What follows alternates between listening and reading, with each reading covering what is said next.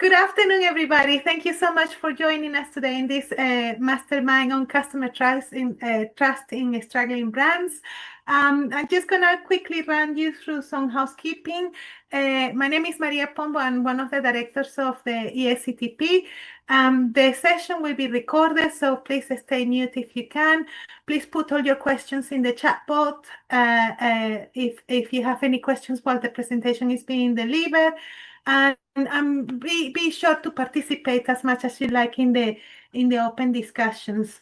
So there is a little disclaimer that we're going to actually be recording these events and for educational purposes. So any comments will be if you have any comments on that or objections, please do let us know.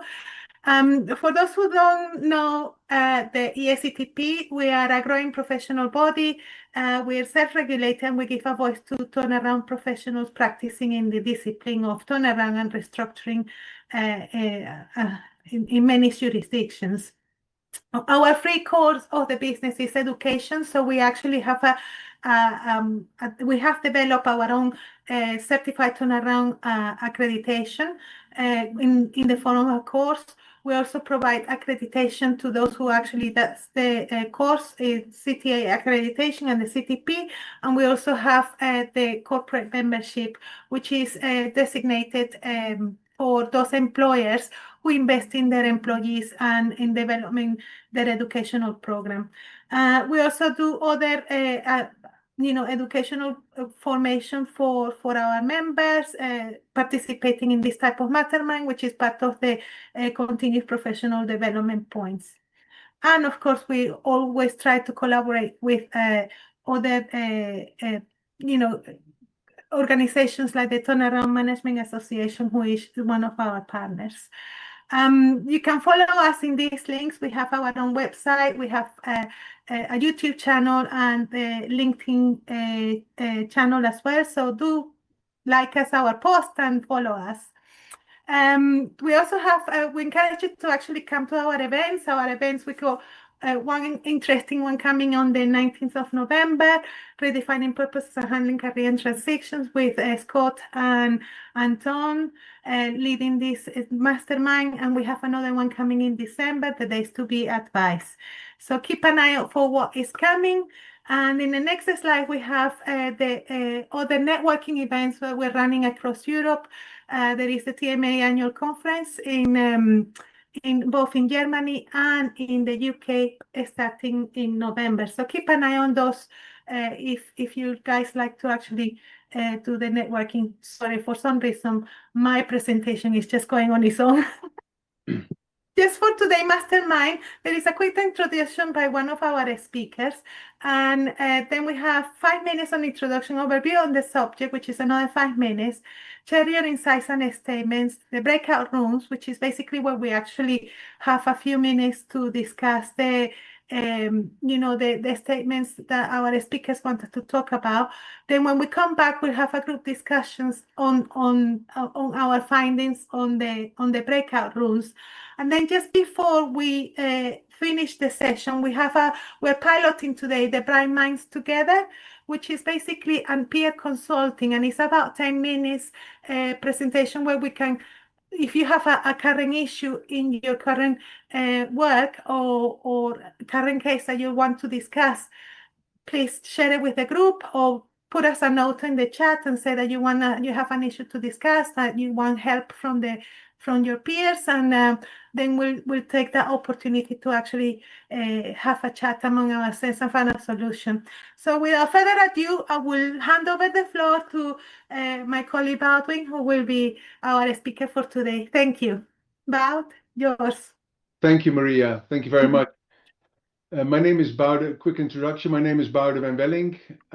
I am a partner at 8 Advisory. I am heading the restructuring and turnaround management practice in Amsterdam. Before I started turning companies around some 20-odd years ago, I was an M&A banker at Goldman Sachs.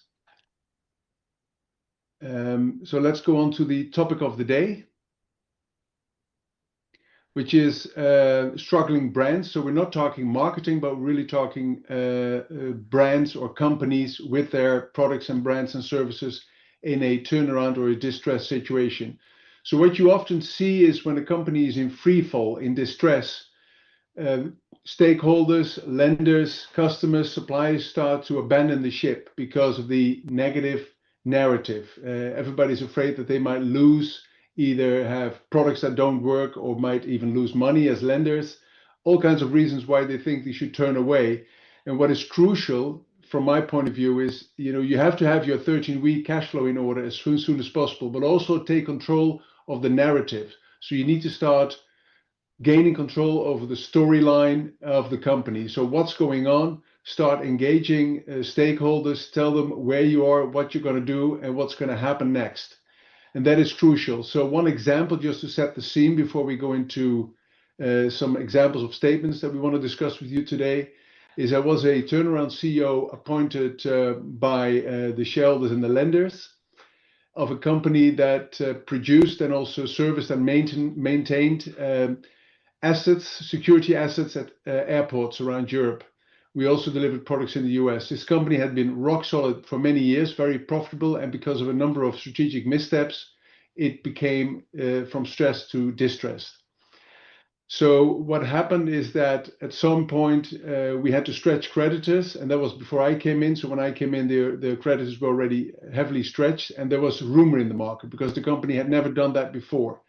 And especially the airport management, the executives picked up that story as well. So they started questioning our stability. And when what they called an incident was logged in the system, so when we were responsible for mission critical assets at these airports, security assets, whenever there was a maintenance topic or issue, they would log the what they would call an incident, but more basically, a call for action.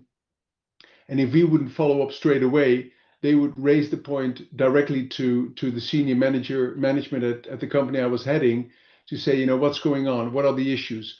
So are you in that much distress that you can't act quickly enough? So we had to rally the troops, explain where we are and what we need to do, and make sure that everybody did their utmost to deliver the services and the products that we committed ourselves to.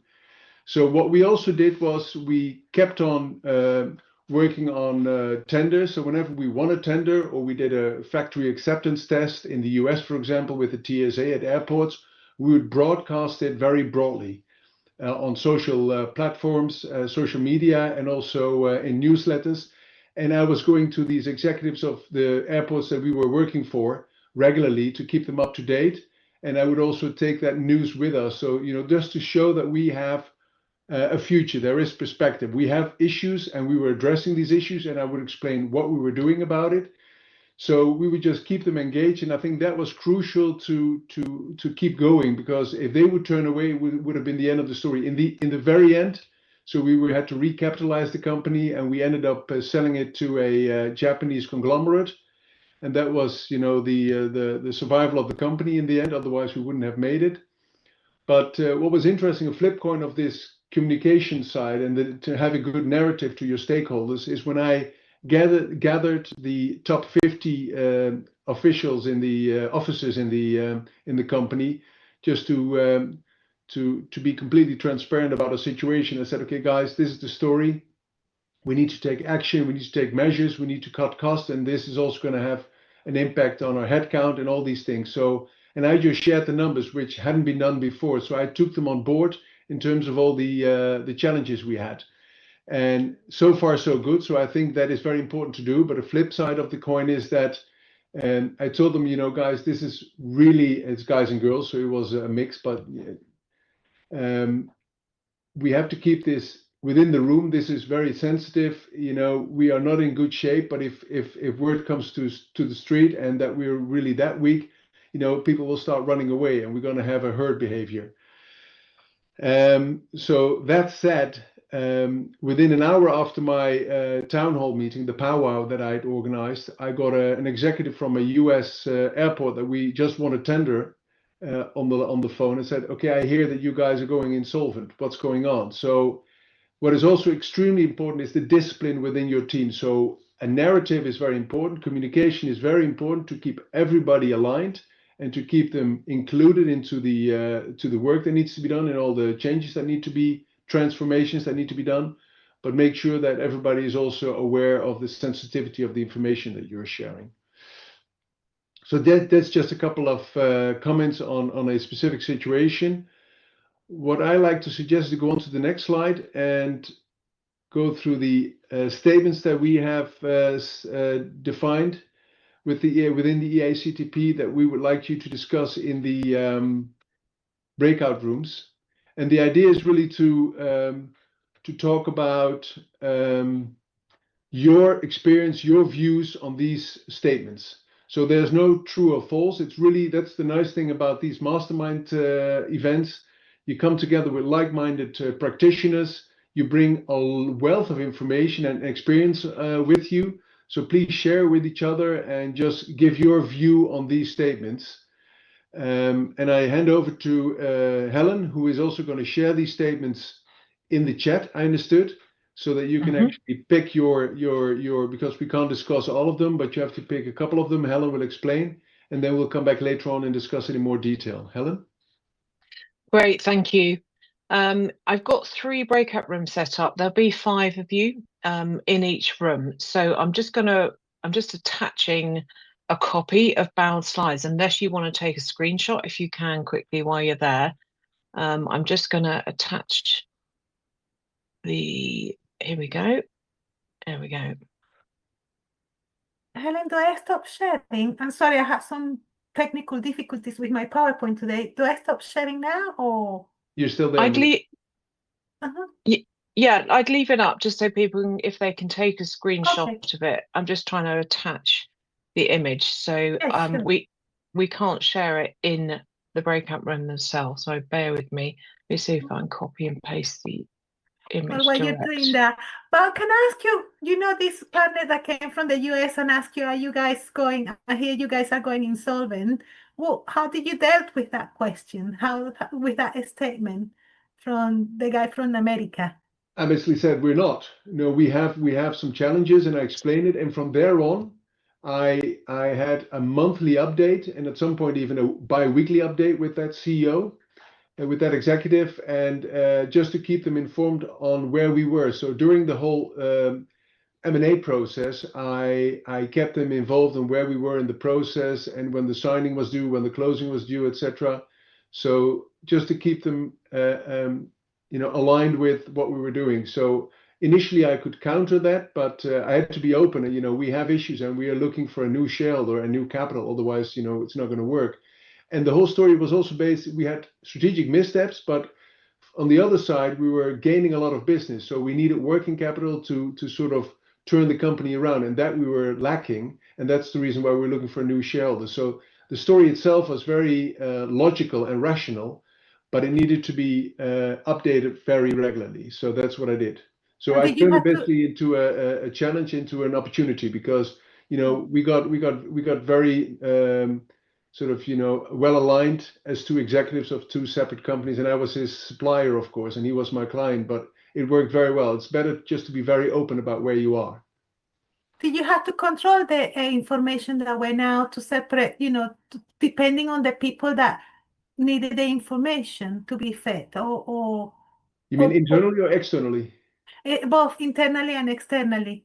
Well, you don't want to share information to people that's not relevant to them. And also, it's very important. Let me just be very clear about that. You need to be very transparent and you can't have a narrative that is sort of half-baked, right? Because people will lose trust.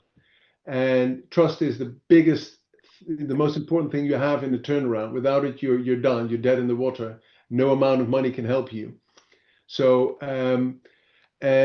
you have to also be aware that some people find it very difficult to deal with very complicated and especially harsh news. So some people freeze when they hear that the company is in very dire straits. It's going to be a narrow escape or not, and they might lose their job. So you have to also decide on who you can take in the inner circle and where it makes sense. But it's a very delicate decision. And I'm sure there are people in the call here that have their views on this as well. Yeah. This is at least based on my experience. Thank you. Thank you. At least you'd established that you couldn't trust your staff. Presumably they were the ones that told the customer. Yeah, well, this is sort of, this in the end, I knew who it was. It was a commercial person, and that person had been dealing with a project manager at the airport very intensively, and they just chatted a lot. And then at some point, it just slipped, and he just said, "Okay, I just come out of a call," and the person was a little bit frozen and sort of shocked about the news. And then it was a, how do you call it? A slip of the tongue. But and sort of that's how the story got going. So you need to be sure that you get the people in the room that you can actually, have the discipline and the professional standards to keep the story and the information to themselves, unless you tell them to spread it around. But you got a fair point there, Tony. So I just came out a very interesting conversation. So the next step would be to go team by team or room by room and have one of the team members in that room feedback the discussion you had. So that will be great. And then, if there's anybody who has a comment or a view or wants to share something as well, please chip in. That's the whole purpose of the mastermind, that we share our experiences and ideas and insights. So maybe we can start with room 2. That was us, about room 2, right? Yes. Or yeah. If you can maybe. Sure. We were in group 2, 4 people, Boud, Greg, Daniel, and myself. We spoke about 2 topics, number 5 and number 10. So a little briefing from my side, and Daniel will chip in if needed, if and when needed. So on number 5, stakeholders can handle the brutal truth. What they can't handle is being kept in the dark. It's very sensitive. I think this is applicable not only in business, but also at a personal level. Nobody wants bad surprises. We like nice surprises, but not bad surprises. And when you're a stakeholder, be it an employee, a client, a supplier, or even a lender, for example, in my case, you want to be kept up to speed with what's going on in the company. You cannot help and you cannot row in the same direction if you are detached from the reality of the respective company. Of course, there is a point, when do you disclose, when do you share the bad information? Sooner rather than later.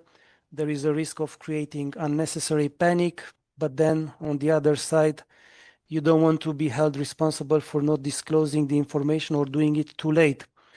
I think when we have bad news, there is certainly an impact on the company, on the various people. You need to show that you control the process, you mobilize, you engage, you sketch a roadmap, and you try to implement a solution there. So the information should be disseminated on time. I think it's important. Nobody likes surprises. Give always the truth if you want to receive the help that you need.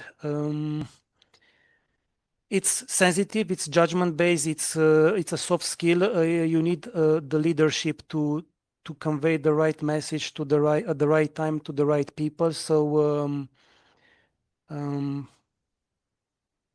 yeah, I think that's more or less what we had to say about this topic number 5. Exactly. As you mentioned, it's highly subjective. Judgment is paramount and understanding the context of the situation, but fundamentally, sooner better than later. We always try to wait until we have perfect information, and that's impossible. So I would say that's the tendency. And then secondly, it's all about agency, right? So if at least you know how deep is the hole, then you can prepare for it and you feel that you can find the people to help you turn things around. If you don't, and you're just flying in the dark, then you just don't know what's coming towards you. So it's much more difficult. You feel powerless, and then you stop trusting leadership, and that's sort of like the cancer, right? I mean, that's like the worst thing that can happen when you're second guessing yourself, because then even if the incentives of many of the stakeholders are aligned, they feel that everyone's rowing in a different direction, and then that's just seals the fate for the company. So that was on the statement 5. Then we also had statement 10. Maybe we can quickly touch on that and then move on to the next room. You want to have another go at that, Livio? Number 10, employees will fight to save a company if they believe the company is fighting to save them too. I think this was a short one. We spoke mainly about two topics. We all need to row in the same direction. If employees go to the left, the management goes to the right, or there is no shared strategy there, then or aligned interests, then we have an issue. Daniel was even offering a nice example about a real case with the management showing a sort of distinct or sort of superior type of. Daniel, do you want to explain that case? Sure. No, it was around the concept of when we were saying you have to lead by example, right? So if you are leading the turnaround, you roll up your sleeves and you set the pace and you set the example. And in some cases that I've been part of, what we saw, the first thing we saw was company, 800 people, factories in rural areas where life is difficult, blue collar mostly, and you have people being let go every single week, but the managing director turning up with a top of the range Mercedes and parking, by the front gate while everybody else has to park, some way away. And even though these stories sound crazy, I think they happen more often than not. So, of course, when you have that thing, how can you ask people to work on weekends? How can you ask people to work late and to go the extra mile when they see no reward and they see you living the lifestyle? So, just an anecdote. Yeah, excellent. Thanks, Daniel. Can we go to room number 1? Yeah. Okay, so I was in the room with Elaine, Carol, Johan, and Eldri. So some of the common themes that emerged were around number 6 and number 1. Number 1 being trust, and number 6 being that great leaders acknowledge fear out loud. So they don't hide, and also sort of giving the bad news earlier rather than later. So that was the and trust seems to dominate the discussion and transparency. And we also sort of observed that some of the points overlap with each other. You can put them in some buckets as well. And another thing that emerged was the significance of the softer skills, because you are in a people business. So I think the softer skills become far more important, especially in a turnaround. How you talk, what do you tell people, even if you're letting them go, how do you manage that? Because some of them, and I was sort of giving an example where I had to tell a friend in the company that he was let go and he just came back from paternity, small child. So, how hard that would be to tell him, oh, sorry. So you see, so the emotional side is there. So fortunately found something, and I was the first one to congratulate him. So, but you have to emotionally connect with your employees, and great leaders do that. I think, Daniel, you just gave that example where somebody's parking a car. Is another example of that sort of a thing. So trust, transparency, and emotional intelligence are the key themes. Excellent. Thank you very much, Deepak. Thank you. That covered your discussion? It covered your discussion fully? Yeah, it does. Yeah. Okay. Nobody else from the room wants to chip in or add something? Then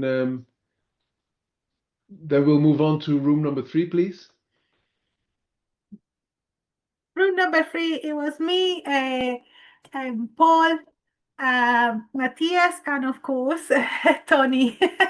Tony, you're the nominated spokesperson. Go on. We discussed a free statement today. I do quite enough talking as it is. Look, I'm afraid I hijacked it slightly by saying that almost all of the topics cover what I would argue is central to everything we do, and that is something that we refer to as radical transparency, because only through being outrageously transparent, radically transparent, can we actually get the moral high ground. We command attention, we get credibility, and it's almost shocking for most people in business to hear radical transparency. And radical transparency about the situation, it's our currency.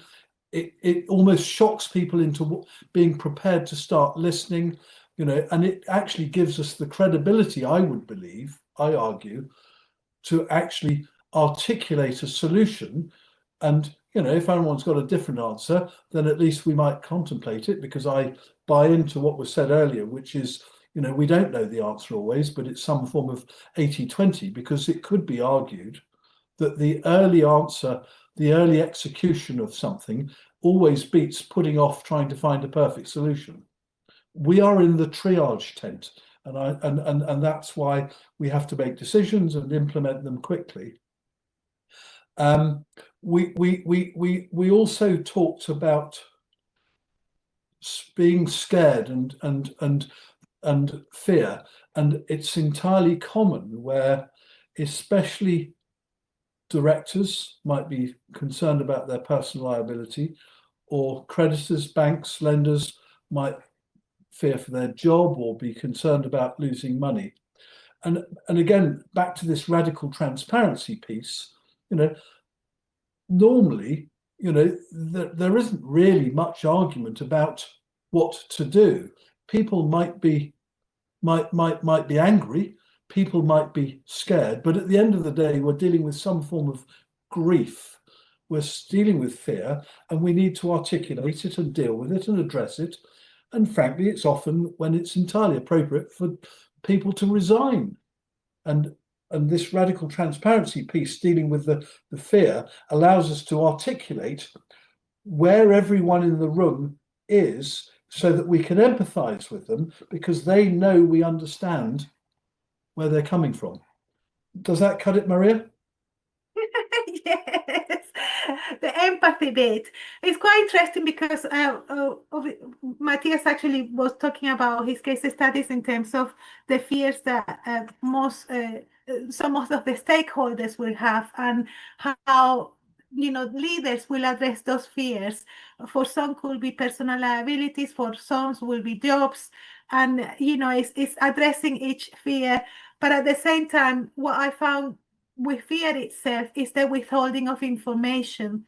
And I can give if I may share a experience with one case study I had. One of my customers was going through you know, a crisis situation, and then of course we were actually dealing with the stakeholders, we were actually communicating, but he had kind of important information, because what we were actually doing, the planning for the turnaround, he didn't disclose that he was suffering from a terminal disease. So it was quite difficult to actually, oh, well, we have to actually do something completely different. But he had fear that if he stepped down, or if he disclosed that information, you know, he will lose the help that he had so far. So, I mean, on this one was obviously, you know, health. And when you are a key person, of course, you really need to deal with that. But it's holding information, and how do you foster? I mean, obviously, I work with only small businesses, so it's a lot easier to have these one-to-ones, you know, chats with business owners. But when you are on a larger corporate, how do you address? I mean, how do people create that environment where those fears can be discussed on an open table without retaliation? And that will be interesting to hear, you know, some of the more experienced turnaround professionals, you know, experiences in the larger environment. How do you actually foster that safe environment for people to talk about their fears? Yeah, Maria, can I just pinch in here? Like you, I think I have small in sort of company experience, but in larger corporates, just sort of learning, seeing, and being sort of part of 3 restructurings. I would say it's rather quick work. They want to do it. It's rather, I think when smaller, you have more empathy, but in larger organizations where you have 5,000 people, we're letting go of 100 is no big deal. So the level of, let's say, emotional sort of intelligence is almost 0.1 on a scale of 10. That's how it is. So let me perhaps put a counter argument. Okay. Yeah. So 5,000 employees, you might be having to terminate 100 jobs or whatever. Yeah. And so there are a number of things going on. First of all, I would argue, despite any perception, all of us in turnaround, I'd like to believe, recognize that we're turning around people, not businesses. Because at the end of the day, we all know that strategy eats tactics for breakfast, but actually in business, and in particular in turnaround, culture eats strategy. And therefore we're requiring people to turn up tomorrow and behave in a different way to the way they behaved yesterday if we're going to have a successful turnaround, because it's hearts and minds, it's leadership, it's people, it's changing what people do. We can't do everyone's job, but we can influence and encourage them to understand the need for some form of change. And when it comes to terminating employment, for instance, the danger is not what the people who lose their job think. It's the people who keep their job, because those of us who've been the architects of others losing their job become actually the cause of someone wanting to blame grief. If you keep your job, you will feel guilty that you didn't lose your job, and you will want to blame someone for being made to feel guilty. So it's the survivor syndrome that we've got to understand. It is all about people, and we can't turn businesses round without carrying people with us, I would argue. Just to add to that, Tony, I also agree with you what you're saying, but also if you've let go of 100 people out of 5,000, the 4,900 that are left show up in a different mindset the next day, because colleagues have been let go, and how secure is my job and what's going on in the company. So that's a situation that you have to manage very carefully. But that's fear. Coming back to fear, isn't it? It's fear, and fear is it's the antidote to trust. So, and when you have no trust in the company, you're gone. You're dead in the water, and no money can save you there. So trust is crucial. Without that, I think you're all right. Maria's point was, have you seen any emotional side in larger corporations? So what Tony is saying all makes sense. All I'm saying is, when an organization is that big, the level of connections between leadership and the people is not that much. So, which means that the level of emotional connection with your employees and all is not at that scale as in a smaller company with, let's say, 50 people, where everyone knows everyone. And hence, that's why I said 0.1 out of 10 for that same reason. I fully agree with you, Deepak. But just to add to that quickly, and then we have to move on in view of time. But when I start as a CRO, as a turnaround executive on an assignment, you start off with connecting with the management team around you. You can do that either by playing a round of tennis or whatever they like, or go for lunch. But really try to understand what makes them tick, and what their concerns are and what their view is on the situation. The second thing is also, even if the company is big, but if you are appointed as somebody who needs to drive the turnaround, and let's say you're in the slaughter business, right? Just as a very mundane situation.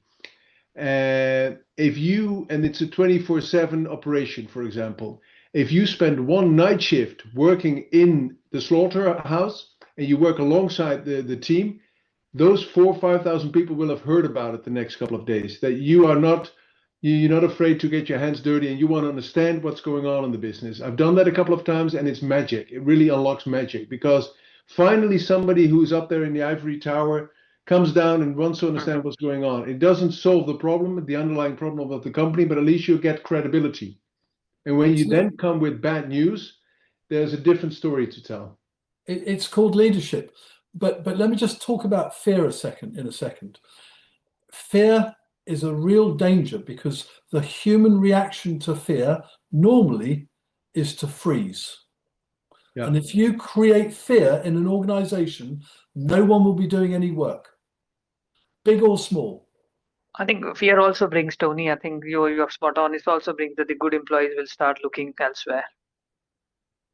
I think that's I've seen that in the companies I've been. Excellent. All right. Shall we move on to it's not even the last room yet. So number 4, please. Helen, how are we doing on time? We're okay. There are only 3 rooms. Oh, just So 3. Oh, I thought there was another room. All right. yeah. Okay. Well, then we go on to the next one, the next topic, which is it's a pilot project, and Maria is very enthusiastic about it. So what we've thought of is these mastermind events. You know, we have a topic, and then we have statements, and we discuss like we've just done.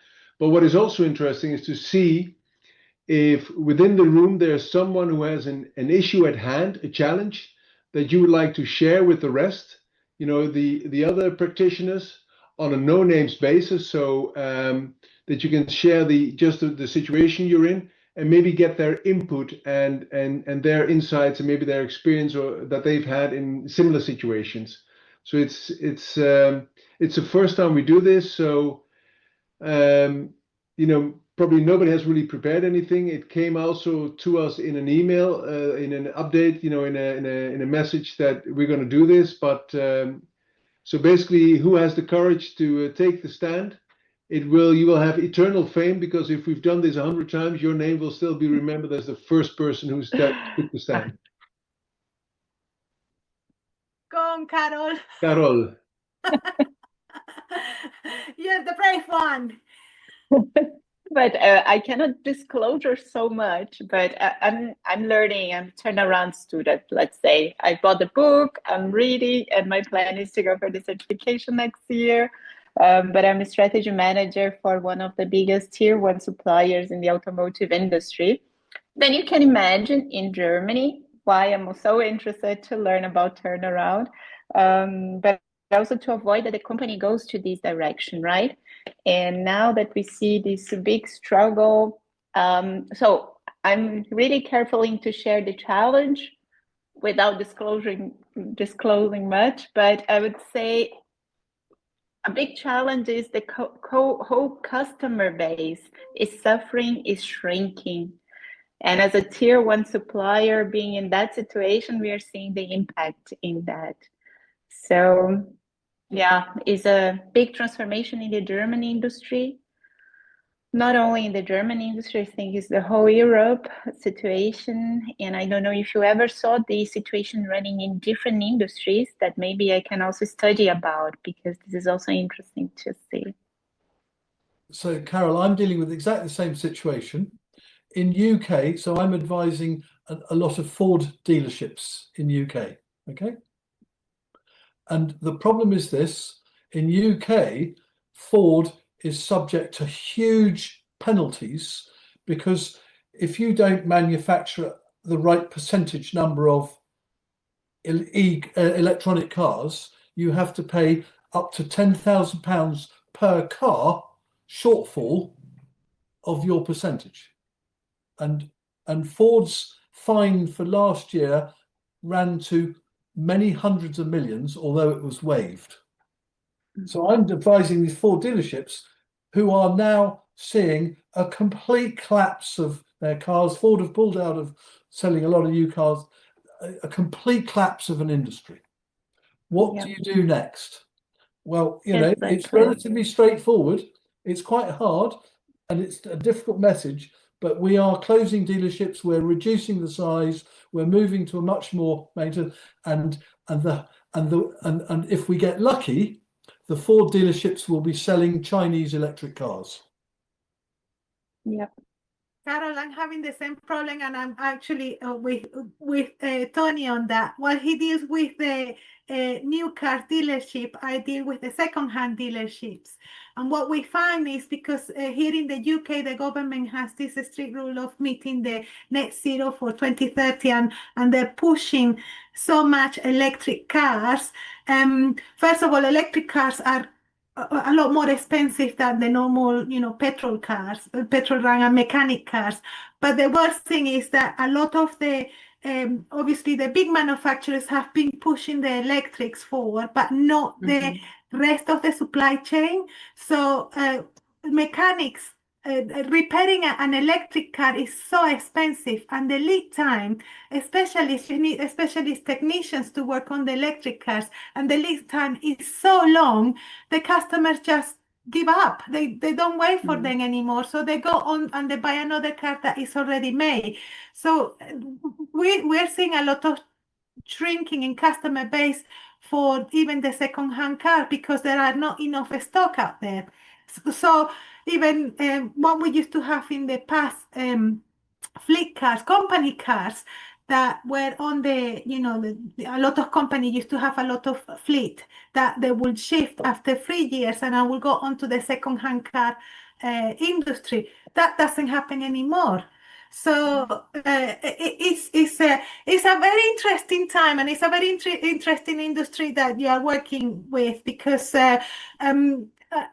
also it's funding the well, not only you have the electric car, now you have the driverless cars. Exactly. The whole software embedded. Yeah. We are competing with computing companies. Yeah, we are competing with computers. And you also have another issue, which is people. For the big manufacturers, you have to actually make sure that your particularly here in the UK and in Europe, we have the Modern Slavery Act, and all the supply chains have to be vetted. So if you have, if you're a manufacturing that are actually getting different parts from different places, though, as a big manufacturer, you have to make sure that all your supply chain is properly vetted for modern slavery. And it's a convoluted nightmare. I mean, in the small business sector, I do see, believe it or not, it does happen, and it's controversial in my point of view. But we do see that as well, not only with the electric, but also the implications of the Modern Slavery Act on small businesses. So it's interesting. But customer base shrinking, I think we need to be creative. But is it customer base, Maria, is it customer base shrinking as a total because less cars, or is it because people are buying different cars? And then my question to Carol is it a technological challenge? Like, are competitors more advanced in terms of electrical vehicles, because seems to be the future? And maybe is it also a cost-based issue that European cars are too expensive relative to the cars coming out of Asia?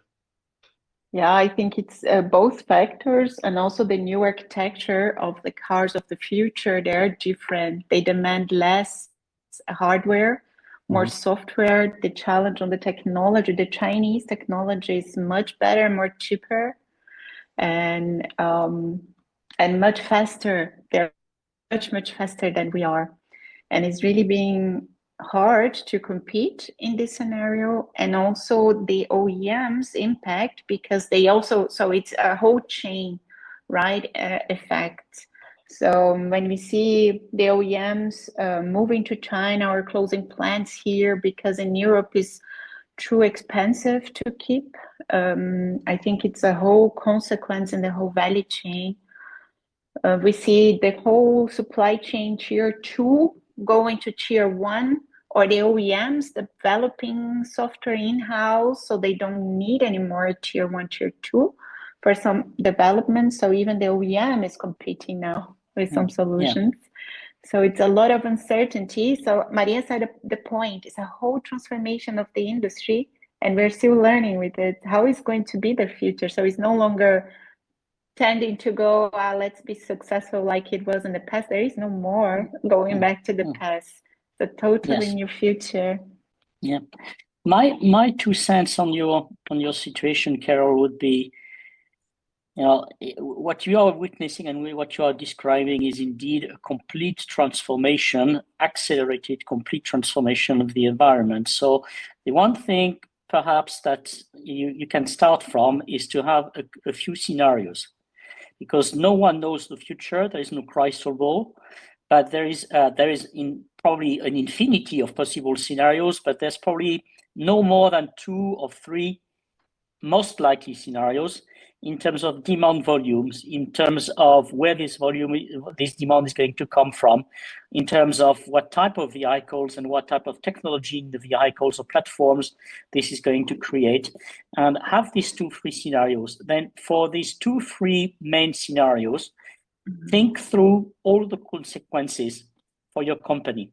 The consequences, of course, in terms of having to shut down factories because certain technologies or certain capacities are no longer needed, but also in terms of, as you rightly said just before, of perhaps developing new platforms, developing new interiors, developing new products or new services, which perhaps in the recent past or up to today were not exactly what your company was doing. And then figuring out and being realistic as to what CapEx needs are associated with these new technologies or new developments to be made, and what are the timelines? Because frankly, as you know, sometimes we need, in particular in the automotive industry, you may need 2 to 3 years lead time with the OEM to get something registered, a new technology or a new part or a new type of the sous-ensemble to receive the habilitation. So be realistic about the timelines, about the costs, OPEX and CapEx costs needed to meet each of the scenarios. And then, of course, not forget to run through the longer term consequences, which are like, by the way, how much financing are you going to need in 6 months, 12 months, 2 years, 3 years to deliver what your scenarios are proposing that you need. Really nice. And how many people, by the way, are you going to need, and where are you going to need these people? Is it in Asia? Is it in Europe? Is it in North America or South America or whatever? Very good. Yeah. So that would be my takeaways on my short. Really nice. Really appreciate it. Thank you. Carol, I just have a question. You're in the industry, the automotive industry. What is because from the based on the topic of today's event, it's a struggling, brands are struggling because of the transformation of the industry. What is the overall perception and sort of mindset of the people in the industry? Are people hopeful? Are they do they think it's going to work out for them and for the companies they work for, or they're losing hope in terms of because the Chinese cars are really picking up, right? I mean, it's becoming very clear. I think there is a lot of fear. So the 0.6 that was in the slide, that's why I also pick it up for our group. The fear is present and it's very transparent. But there are really strong and bold ideas, and also going to Asia is imperative as well. We need to be there. We need to gain also as a supplier.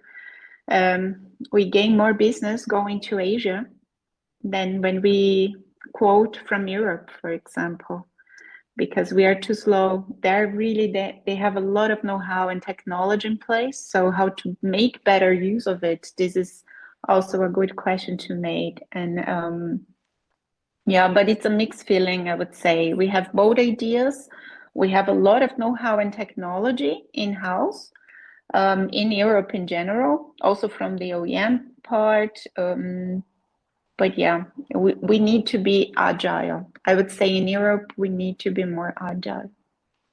Carol, do you know your competitors in Europe? What are they doing? Have you studied your competitors? Yeah, definitely. We study the competitors in the whole globe, and also we have really big studies about it in competitor level, and also acquisition partnerships. This is also being very important in the industry currently. Lots of partnerships and acquisitions, know-how, because it's a different know-how that is getting to the industry right now. And as I mentioned before in the example, we're competing with computing systems now because the car is becoming a computer. And when we want to develop some different architectures in-house, so yeah. But we do have to look at the competitors. Do you think in Asia they have more manpower to deal with the technology advances in terms of, kind of like the labor cost in comparison to Europe? Because that Yeah. is, I mean, talking of the second-hand industry, the second-hand car, at one point one of my customers was toying with the idea of exporting cars from China. And we found that cars are a lot cheaper. Obviously, the problem that we found is if they get damaged, how do we get them repaired? And we couldn't find a technician in this area. But what we did find is there were quite a lot of technicians in Asia already, prepared to deal with the software issues with the cars, and they had the equipment as well. So, but they do have a lot more manpower than what we have here in this. They do, and it's very impressive how they are much faster. So the speed. So it's not only about cost. So they have a lot of know-how, good know-how. They really know a lot. The technology, the high quality is really amazing. So it was already from the past. It's been 20 years ago or more that we used to say, it's from China, it's cheaper, but there is no quality. Not anymore. We have speed, we have high technology and really good quality. But the root cause, I don't know. I don't know if it's a preparation from decades that they are working in this scenario, but yeah, and it's the complete value chain is being invested. So you see, in my case, we don't look so much to the car itself, but I look to the components, right? And the whole complete value chain, they have solutions for everything. And so it's yeah, I don't know if I answer your question, but they are prepared. People will know how, and technology. But when you compare that market with the European market, do you think the European market is less prepared? I mean, I know in the UK we are a lot less prepared than at the moment, but that's us. That's our problem. But I mean, generally speaking, in the rest of Europe, how do you see the market? For what you're seeing in the competition, in the competitors? I think it's just a mindset as well. What I recognize here, we are very technology driven, less market and customer oriented. So we are really I'd say the Germany eyes, right? I don't know. I cannot talk about all the countries in Europe, but the German part of it, we are technology driven, engineering driven, and less market oriented and customer oriented. And this might be the biggest harm why we are so slow and so expensive, I would say. And do you think the Asian is more reactive to the customer? Exactly, to the customer, to the market. They are much ahead.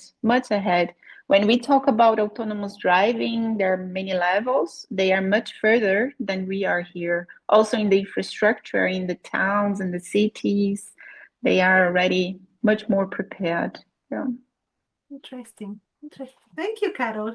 Thank you all. Thank you for this discussion. Thank you for bringing it up and sharing it with us. Excellent. That's a great kickoff of the first Bright Minds Together pilot. We have the peer consulting platform. So thank you very much for that. Much appreciated. Thank you. And I think in view of time, we're in 2 minutes. It's going to be 6:15 in Europe on the continent. So I think we had 5/4 of an hour, so an hour and 15 minutes. So we're through our time.